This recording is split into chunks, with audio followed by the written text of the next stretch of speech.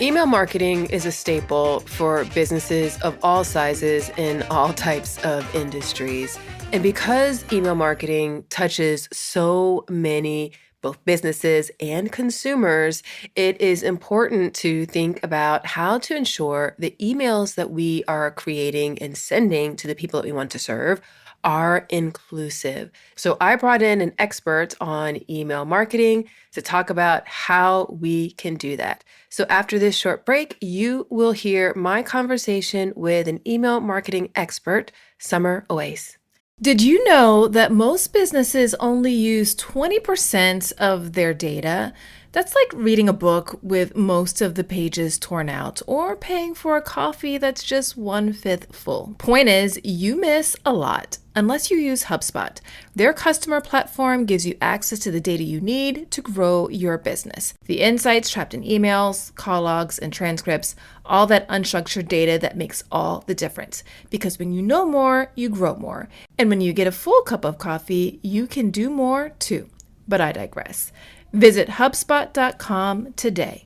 Hey, Summer, thanks so much for joining me today. How are you? I am good. Thank you so much for inviting me on your podcast. Oh, it's totally my pleasure. I'm really excited to talk about this topic because just about every brand engages in email marketing, or so many brands engage in email marketing. So we want to link that with inclusion. So before we do that, before we get too far into it, tell the people, who are you and what do you do? Okay, so I am an email marketing consultant, specialist, strategist for SaaS and e-commerce brands. And I help companies like HubSpot, Pinterest, and DTC e-commerce brands retain more of their customers. That's the gist of it. And whether that's retaining while we're onboarding them with like long-term retention in mind, or they'll come to me and say, hey, we're losing, clients or customers at this certain point, and we don't know why, or we want to increase our average annual recurring revenue. And then it's my job to go in, figure out how to do that, and then do it with email. And I always say I solve business problems for SaaS and e-commerce companies. Email is just my weapon of choice. And I love doing what I do. I've worked with some incredible companies and clients. And if my husband is to be believed, I also talk about emails in my sleep.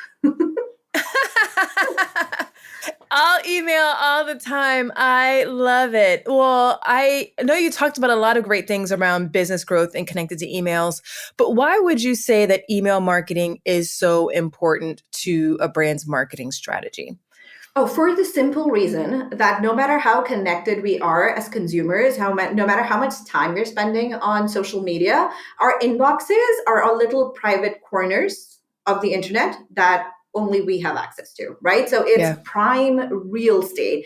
And if a company or a business can get the permission to send emails, that's like a one-on-one connection with your customers, whether that's your existing customers or your future customers or your target audience.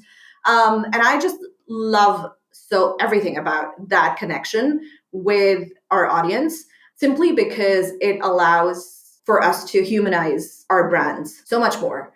And it's also so much easier for brands to show their customers that they care about them, which is really the way to go if you want to grow your business.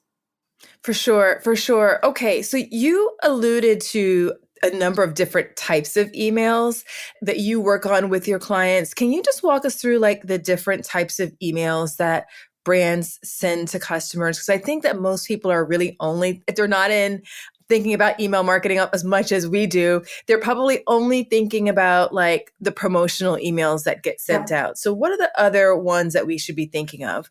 Okay, so the easiest way to understand what emails to send is to take a look at your life cycle, customer life cycle, figure out all the touch points that sending an email would be a great experience for them, right? So as soon as somebody becomes a member or signs up or buys from you, what emails are you going to send them next, right? And that's like my holy grail question. What emails are we going to send them next? And so if somebody's just signed up for your newsletter, hey, what emails are you going to send them next? The answer is a welcome sequence, because we want to form a connection with them, make them familiar with our brand. And so welcome emails are the big thing, right? As soon as somebody buys, what emails are they going to get next, which is what is the relevant information they need to receive or have to feel good about their decision, right? Because I always say buyer's remorse is highest as soon as somebody buys. And it's because you've bought that thing, it's not in your hands, unlike, the retail experience. And that waiting period is just full of so much uncertainty, especially for first-time customers, Right. that it's like the ideal time to build that connection with an anxious customer and then make a lasting impression. Similarly, if you are signing up for, let's say, a software, right? So Dropbox, for example, there's a trial period, free trial. You've signed up for the 14-day free trial to figure out whether this app works for me or not. You need to send onboarding emails, which are, again, you helping your users make the most of your app or your service, right? For sure. And then it goes from there. How do you turn a first-time customer into a second-time customer? What emails do you need to send them next? And promotional email campaigns are a part of that, right? They are one piece of a much larger puzzle. Yeah. So what would your thoughts be? Because there's a lot of emails that need to be sent. And whenever I think people are thinking about email marketing, they kind of get lost into thinking it's just about this one type. But thinking about the gamut of emails that we send, what would you say is the state of inclusion in email marketing? Oh dear. I would have been optimistic if I hadn't received one of those apology emails that was pretty much a non-apology just yesterday. Oh, wow. So Okay. I'm going to say there is so much room for improvement, and the bar is so low that if a company can just put like a minimum level of effort, they will be way ahead than most businesses in the industry. Right. And Okay. going back to the non-apology email, and I'm only talking about it because this is a podcast about inclusivity. So Right. Mother's Day just went by, right? And this was a online flower shop, and their Mother's Day email subject line had the word mammy in it. Ooh. And have you gotten flowers for your mammy or something like that? That was like the subject line. And the rest of the email, when I looked at it, was so thoughtfully well written. There was no mention of that word anywhere in the email copy. It was just somebody, trying to write a cutesy subject line that went horribly wrong, right? And that's fine. You make mistakes. But I was so disappointed with the apology email because on the face of it, it's a nice apology email, right? And Right. it's heartfelt. It feels heartfelt. It is well written. It addresses the elephant in the room that they used a word that has, severe negative connotations, all of that, except they never apologize to the community they hurt. Not Yeah. once did they say, we are so sorry. We didn't realize that this word would be so hurtful to Black women. Right. And I'm like, you wrote this entire email and there's not a single mention of the Black community in here. They just said, we're so sorry. This was such a hurtful word. We're never going to say it again. And they never address it in that apology email. So it shows me that they didn't do the work. They didn't truly understand or did the research into why that word was so hurtful, to which community it was hurtful. And then this was just a standard, really well-written apology email that's what I call like a white people get out of jail apology email, right? Yeah. Where it states all the right things, but when you look just a little deeper, you see that no real work was actually done. They didn't understand who they heard, why they heard. They haven't, and even though there was mention of like changes in their editorial team, they alluded to like changing their editorial process, but no mention of like, hey, we're going to put our team through like a training to make sure that like even at like a general sensitivity training. Right. Yeah. No mention of what steps they're taking. Yeah. I was just so disappointed. Yeah. A lot of times we see this happen, right? Like, because I think part of this journey that brands take with inclusive marketing, and it's a journey that you're taking with anything that you're learning, you're going to mess up, you're going to make mistakes. But I think what people really are looking for, like you said, is acknowledging that you know why you made the mistake, Yeah. asking forgiveness for who you've harmed, right? but also, like you said, putting in place systems to prevent it from happening again. And I think a lot of times people are like, oops, sorry. And, they just keep it moving without doing anything else. This is one of my little pet peeves that I'm working on with my daughter, Luna. She'll say sorry all the time, but I don't think Yeah. she understands why she's saying it sorry. And so Yeah. we're talking about the same thing over and over and over again. And so we don't want brands to be doing that same thing. We have to learn from missteps that we have. And that brings me to another topic that I wanted to chat with you on, was because there's so many elements of an email. This was, like you said, the body of the email was great, but that headline, ooh, they really kind of messed up with the headline. Yeah. So there's so many aspects. There's a headline, there's a preview text, there's images, there's like all those things. Are there certain areas? Are there checklists? Is it like this editorial review process that people need to be going through to make sure that the emails they're sending aren't going to cause them to have to send an apology email later on, or get a massive amount of unsubscribes for people who are like, you know what, this isn't for me? Yeah, absolutely. So here's the thing, there are certain elements every email needs, right? And your one and only job is to, yes, focus on the conversions for sure, but also just do a sensitivity read of your emails. Hey, this is the subject Mhm. line. This is the email copy. Is there anything in here that might be offensive to a community? And I'll be honest, it is Yeah. so easy to write generalized copy that's still entertaining and easy to read, that doesn't Yeah. rely on pop culture references or historically Yeah. different, references. That's totally fine. Like, make flower puns. You could do an offensive joke about a flower and a flower wouldn't be hurt. But if you use a word that's Yeah. offensive to a community, that's thousands of people potentially hurt, Right. right? You Right. could diss red roses all you want on Valentine's Day. Let's just assume, right? But if Yeah. you diss women on Valentine's Day, that's a different thing altogether, right? Okay. So because Yeah. we're talking checklists, there's no, I wouldn't say there's anything special. Just have a checklist of all the things you need to have in place before the email gets sent out. And the final step needs to be somebody reading that email and making sure that there aren't any mishaps happening. That's it. They're not Yeah. an editor. They're not a copywriter. They are just a proofreader of sorts, to make sure Right. that it's fine. And honestly, this job is always, always, always for people of color. Yeah. White people should be doing this job. They just don't have the context because that word has never hurt their community the way it has hurt Right. ours. Right. And so, and I like, honestly, in this day and age, it is very common to make these mistakes because the world is shrinking. A lot of people are working with international contractors and freelancers and Yeah. copywriters. And so, if somebody in Southeast Asia might have heard the word that I took earlier on about this and about the subject line, and they would have said, well, that looks like a fun, new take on the word mom. Yeah. But because they're not American, because they don't know Right. American history, they wouldn't know the negative connotations. And that's a totally Yeah. acceptable mistake to make. My whole thing is just work on making apologies the right way. And more Yeah. than a checklist of like how to avoid these mistakes, I want to say have like a process of what are we going to do when we make mistakes like these. Because the more emails you Yeah. send out, the chances of making mistakes like these are high, and we're all human ultimately. Even AI is going to make these mistakes, let's be honest. Right. And so I want to say have a checklist or like training over how to make a proper apology when your brand makes a misstep. Yeah. Yeah.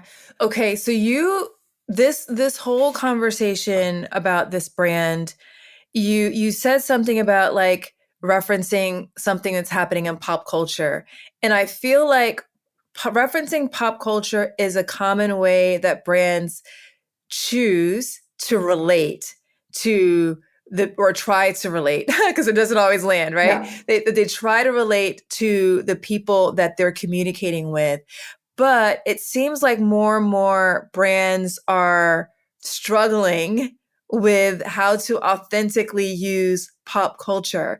So are you saying like there's a way to use pop culture in your email marketing communications, but just like be sure that it's not referencing like a specific group of people? Is that kind of what Yes, your advice is? exactly. Okay. Exactly. So, hey, take any, I make a lot of Brooklyn Nine-Nine references, right? And I Okay. use a lot of Schitt's Creek GIFs in my email work when I'm sending out my own newsletter.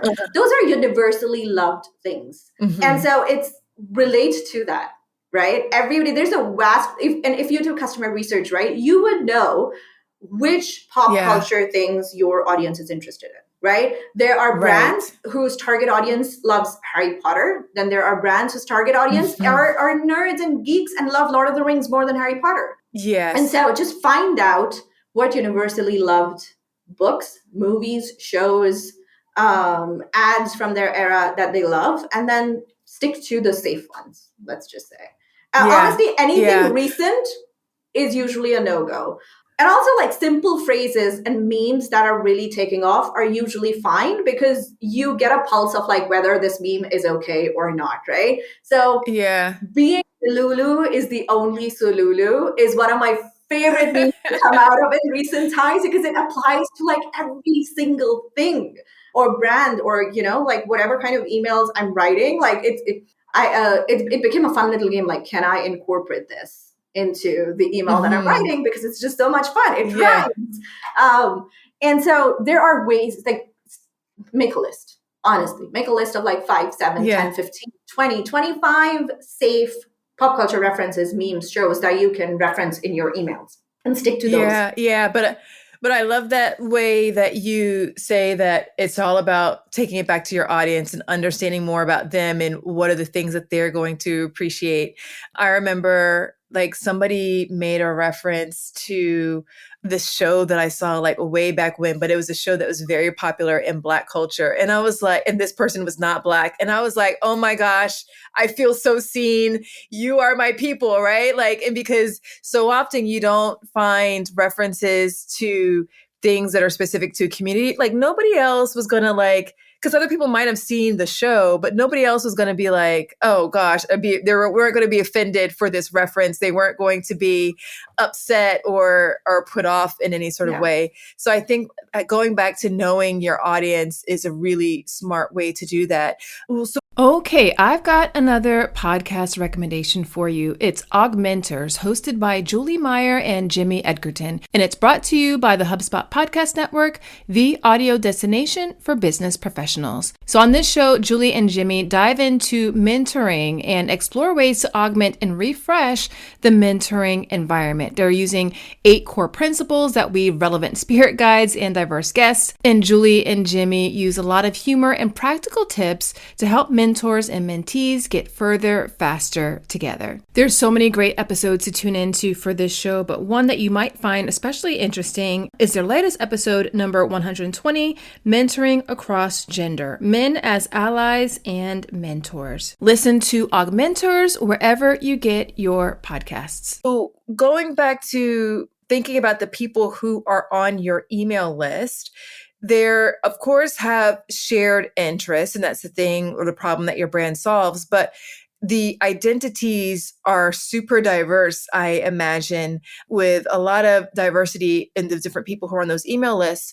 What are your thoughts on how brands can make sure that they're making people feel seen with all this diversity and all these various identities, while also not being offensive, not like tripping over themselves, trying to feel cool? How can they sort of walk that line? I want to say start with the blandest email you can write. Okay. Like just really cookie cutter, really vanilla, and then take it from in notches, right? Okay. Hmm. I've written like the world's most boring subject line and email intro. How can I make it more interesting? Okay. No matter how diverse your audience is, shared values often are the same, which is why brand values are so important. Because Yes. your customers could be in Switzerland, in the US, in Southeast Asia, Yeah. wherever, but it's your brand values that attract them to you initially, right? And if your brand values, if you stick to your brand values, then it's very easy to talk to your customers, no matter who they are, what gender they are, where they are located geographically. And it just becomes Hmm. easier. And which is why I feel like it's important for a brand to have values. You can't just be a chocolate company. You can't Yeah. just be an apparel company, right? And my favorite example of a brand sticking to their values is a New York based hijab brand, which is like the headscarf that Hmm. I'm wearing, called Hot Hijab. And when Mhm. the Black Lives Matter movement started, they did immediately started doing a week-long email series and educating their customers on what was happening and how to navigate the conversations. And they would bring in experts and have these workshops and webinars, and they would invite their community to Lovely. learn to talk about it a proper way, right? And then towards the end of the week, as protests were starting to happen, they sent out an email that said how to protest safely while wearing your hijab. It was so Okay. on brand for them and all of their Wow. values, right? Because Yeah. Muslim women are extremely diverse. They're from all walks of life. The US is a melting point of Right. Muslims from all over the world. And so they knew that their audience was extremely, extremely diverse. And the only thing they had in common was that they wore headscarves, right? And they were Muslims. Right. But because their values were always like, we're going to call out oppression or wrong, whatever is happening and it's affecting our community. And we're going to call out, we're not going to let it become an elephant in the room. And it just led from there. And to date, I've done a lot of analysis on brands, on how they act and what emails they send when things are Mhm. happening that are affecting like society at large, especially American society at large. And they're one of the very few brands who've just done it right. And I wish they would put out a Nice. playbook or something because it was Yeah. just so, so well done. Very cool. I've used that brand as a couple of examples. I love the work that they're doing. So I'm so glad that you've highlighted that and how they live the values. Because I think that people, they aren't thinking how important values play at such a specific channel level Yeah. of their marketing strategy. But, consumers care about that. The people you're serving, they care about that increasingly, and they're using that as a decision-making point. Yeah. So the more that you can live it and carry it through in everything that you do, the better. Yeah, absolutely. Oh, and one of the things I want to say is the reason brands don't think values are important enough is because that's not something their customers and consumers are thinking about on a daily basis. Okay. It only highlights as when something big happens, right? Okay. And then people react in a way like, hey, how did this brand that I've been patronizing for so many years, that I've given so much money to, how are they reacting to it, to this thing that's happening? Yeah. And if it's not well thought out, if it's against the values that they thought you had, that's when it really, really hurts a brand. Yeah. Yeah. What are your thoughts on segmentation and how, like, does segmentation play a role in helping brands be more inclusive or, make more of the people that they're serving feel seen? Yes, but when we think about, I have such a, I want to say love-hate relationship with the word segmentation Okay. because the connotations of that word, right, based on our history. Anyway, Yes, I so get it. segmentation based on demographics never works. Okay. But segmentation based on interest, clicks, previous buying, purchasing history, all of that, that really, really helps. And so Okay. as Mother's Day is coming around and you feel like you've had a segment of your audiences that buys kids' clothes, and if you're an apparel brand, in men's clothes and women's clothes, that's probably a woman doing the shopping, right? Right. And she's doing the shopping for her entire household. So that is, if anybody's like, let's say, bought women's clothes and kids' clothes, that could become a segment of like, hey, they're predominantly possibly women. And so, what is our messaging going to be to them? Right. So, your Mother's Day emails are going to be very different to people who are already moms and people who have moms, right? So, if you are interested in doing messaging different for different audiences, that's one of the ways to do it. Okay. Okay. No, lots of things to think about. And I love that technology is helping us learn more about the things that people are doing and the things that people are interested in based upon other actions that they've taken. Sometimes it can be part of a self-selection process if you're giving those Yep. options up front. But yeah, like you're saying, you can see like what is it that they're doing based upon, past behaviors. So I think that's cool. Yeah. Preference centers. I want to say when it comes to getting people to tell you what kind of emails they want to receive, having like a really up-to-date preference center, which you link to in the footer in every single email and often call out every now and then to make sure that they're receiving the emails they want to receive and then not receiving the emails they don't want to Okay. receive really helps, right? Okay. So we've all seen the Tesco email that went viral a few years ago that said, "Hey, Mother's Day is coming up. If we know it's a painful time for some of you, for some of us, and here, click here to like opt out." Hmm. But it was nice and novel and thoughtful the first time. But then every Yeah. single brand started doing it, and people were like, "Well, that Hmm. was not a reminder I wanted to see in my office at a time that is really Yeah. vulnerable. I've been missing my mom. I'm an emotional mess now."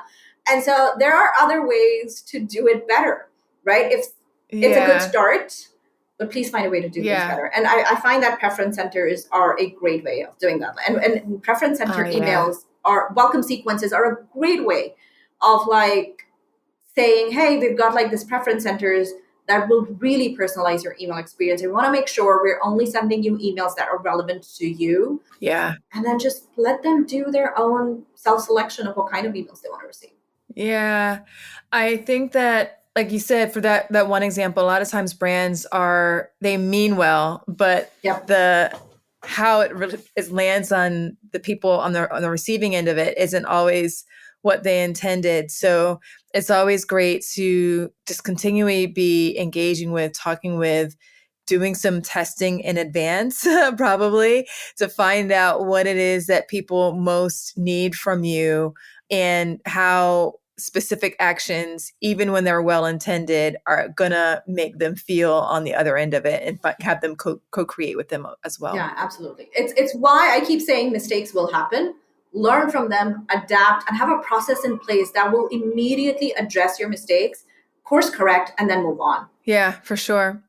Where can people find you if they want to learn more about you and your work? Absolutely. Okay, so about my work, samarowais.com. But the more interesting part of side of my business is the newsletter called Emails Done Right, because I pick email fights and I challenge the status quo of how the email marketing world does their emails. And Mhm. so go to emailsdoneright.com. There you'll find a checklist, an email conversion checklist, which will give you a list of all the things you need to have in place to get the best conversions out of your emails. And you could also like just double that list as like, hey, these are all the things we need to check for sensitivity, and make sure that we're not making any mistakes and offending anybody with our copy. Right. Download that and then just stay tuned for email fights, which come every other week. Love it, love it, love it. And I'll drop links to that in the show notes. All right. I want to find out from your perspective as a consumer. Can you tell me about a time where a brand made you feel like you belonged? Oh, that's such a good question. That's a hard question to answer because of who I am, right? And I honestly don't think a brand outside of like a Muslim brand has done that. Okay. And it's a sad state of affairs, but it is what it is, Yes. right? So I've had brands made me feel that I've well taken care of. Like they will send me a reminder email just before my card is charged for like the entire year's service. And that's always nice to receive, to know that a big charge is coming on my card and to prepare for it. Mhm. But whether I belong, that's a tall order. And I'm gonna say hot hijab is the Okay. only one that's come closest to it, Okay. simply because of, but they're a headscarf brand. If they don't make me Right. feel like I belong, I don't think any other brand will Yeah. do it. But yeah, so Yeah. I love that you asked that question, but it's also making me think. I don't think any brand has. Yeah. Okay. So let's help brands do better, right? What advice would you, as a consumer, what do you wish brands would do to make Muslim women feel like they belong? Oh my God, all you have to do is wish us happy Ramadan and happy Eid, and that is it. We fast Really? from sun up to sundown for like 30 days straight. And it's Hmm. just ended last week. And so we've celebrated, we're like coming out of like a 3 day Eid celebration, which is why you see henna on my hands. Yeah. And so, like, just a simple email, which is why if you know that you have a subsection of your customers or target audience is Muslim, send Right. them Eid celebration emails. That's the perfect time. Or like during the last 2 weeks of Ramadan, send us promotional campaigns because we are buying gifts. Eid is our Yeah. Christmas. And so we Okay. celebrate Eid by giving gifts to our kids, to our nieces, to our nephews, to our sisters, siblings, parents, Yes. everybody we love. And money plays a big part in it.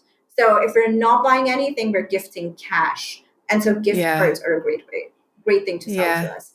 So just wish us on the right moments and we love you for it. And we'll spend our money with you too. Well, I think that's something that we didn't necessarily talk about from our email marketing chat was around brands be putting into their content calendar for their emails acknowledgement and well wishes for different cultural celebrations and heritage celebrations? Yes, Or absolutely. is that more of a segment? Is that a segmented type of approach type of thing? I want to say let's make it mainstream. Let's not segment. Yeah. Right? It Yeah. needs to be common, just as Merry Christmas. Nobody Yeah. segments their Christmas emails. So why should Yeah, that's your true. Hanukkah emails be segmented? Why should your Ramadan emails be segmented? Right? It's a celebratory thing. It's a chance to educate your wider audience on like what other festivals there are Yeah. or events in different religions there are that are celebrated, right? And Yeah. so I want to say let's not segment at all. Let's have like a small Yeah. 2 or 3 line paragraph that describes what it is and say, hey, if you celebrate this, then here's like a 15% off promotional code that we're taking. Or if you don't celebrate it, but you know somebody, go wish them happy Ramadan. Yeah. And it's like this little Yeah. thing. You are educating your target audience. You're making your space more inclusive and you are Yeah. building tolerance in the society. We don't give enough credit to how Yeah. much power brands have in building tolerance Yeah. amongst people. But it's like everything comes together and it can just do wonders. Yeah. I love that. I think we can make a whole episode about brands using their power for good, right? Yeah. So thank you for like leaning into that one. This has been super fascinating, Summer. Any parting words of wisdom for marketers and business leaders who want to do a better job of being inclusive with their email marketing communications? Ooh, yes. So whenever you are wondering, should I send this or not, ask a person of color. And I know it sounds trite, but for the love of God, if you have like even a 1% doubt in your head, like, should I be sending this? Should I be writing this? Should this email be going out for a brand?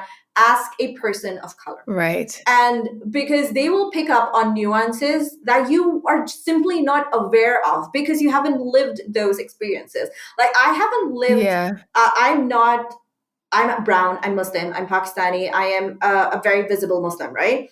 I am not aware, probably not well versed in a lot of the struggles that the Black community faces, right? But if something is off, my radars will go off. And I'll be like, hey, hang on, let me Google this a little bit. Let me go talk to somebody who will know better about this. Instead of saying, hey, no, everything looks fine, let's just send it. Yeah. Yeah.